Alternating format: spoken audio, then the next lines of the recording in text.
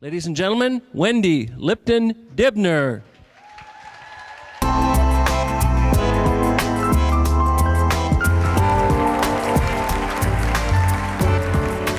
Everybody have a good lunch, say?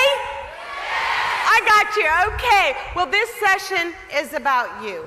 Because how often during your days when you're giving and giving and giving to everyone else, do you take time for you? So I'm going to ask you please to relax into your chairs. And I'd like you to think about the future for a minute. I'd like you to think about when you go back. You've learned so much so far in this Congress, and it's not over yet. How many of you are looking forward to implementing at least one thing that you've learned in Congress when you get back? Can I see?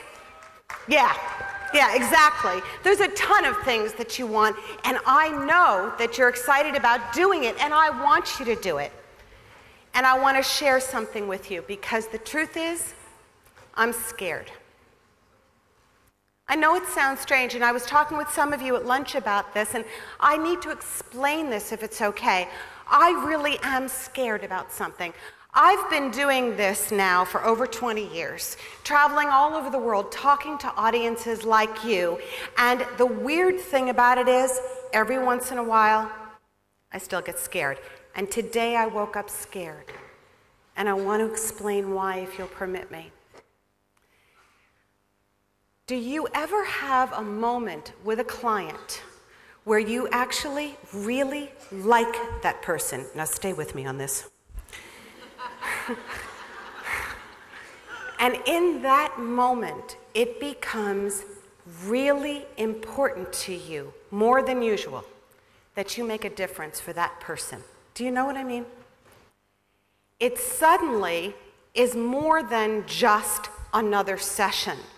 The person tells you a little bit about themselves, and you start to really connect, and the next thing you know, you want to make a difference, a real difference for this person. And then all of a sudden you start looking at the clock. All of a sudden you start saying, wow, I don't have enough time. That's how I feel. I only have 30 minutes today, and I have to make a huge impact on you. I have to find just the right words that will make the difference for you so that you will go home and do whatever you need to do to make a difference in your life, to really put this Congress to work for you. And I'm scared that I won't get those words out in 30 minutes, so I'm going to start talking really, really fast. Okay, so here's the thing. The reason I'm scared is because when I had my salon, I had a lot of clients that I really loved, and a lot of clients that were repeat clients, and they kept coming back when they would run out of stuff. But I also had clients that would buy everything I put on them, and then I never saw them again. Did any of you ever have that? And I knew those clients had invested hundreds of dollars, and they were never going to use it. And that's what I don't want to happen to you. You've invested a lot of time and money to be here, and I want you to use everything to make it count. And the problem is that what I'm really asking you to do, what everyone at Dermalogica is asking you to do, stay with me, this is a hard word, we're asking you to change. It's a terrible word. I mean, if you ask someone, if I asked any of you, you would all say, oh yeah, oh, I'm into change. You bet, absolutely. Innovation, what's the newest and greatest thing? I'm there, you bet, that's me.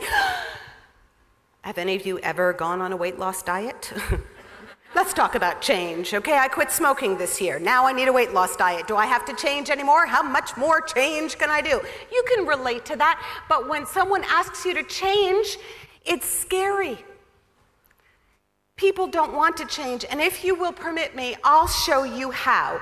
Would you all please put down your pens and just fold your arms? Of course, this is what they tell you not to do, right? This is bad body language. Not available, closed, angry. Of course, it could also mean you're cold, right? Could also mean you're just comfortable. Could mean your bra broke. So here you are standing like this. Would you please notice which of your two arms is on top of the other? There's no right answer, just look down. Okay. Now, would you put them out in front of you? Be careful of your neighbor. Get your energy going. Get that sugar that you ate all moving through your body. This is the energy part of Congress, right? When I say go, would you please take your arms and cross them again, only this time would you put the other arm on top? Go. How's that feel? Awkward? Different? Looks a little painful. Are you okay? All right, well, so is change. That's the problem. Sometimes it's awkward, sometimes it's uncomfortable, and sometimes it's actually painful. And that's why we don't want to do it. Put your arms back the way they belong.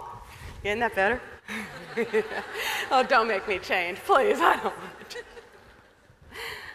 What I need you to understand is I can't make you change. None of us can. That has to come from inside you.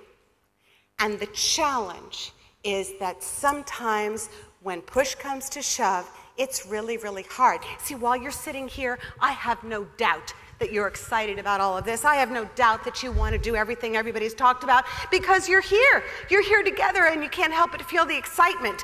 But when you leave here and you go home, you might not feel like saying yes because you might be tired. Right now you're sitting here and you're saying, yes, I want to learn champissage, and yes, I want to do Thai poultice, and yes, I'm going to learn all that medical language so I can talk to my friends who have been through it.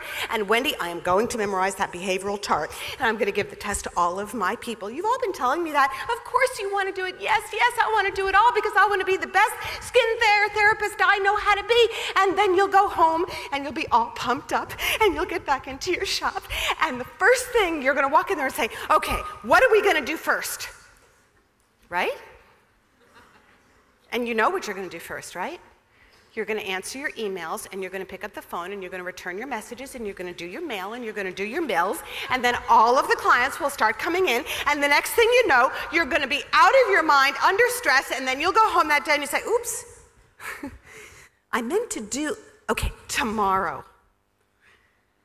But then tomorrow comes and there's more to be done because you've been gone for a week and there's so much to catch up on, and a week can go by and another week can go by, and the next thing you know, some of you might wake up and feel like you were never here at all.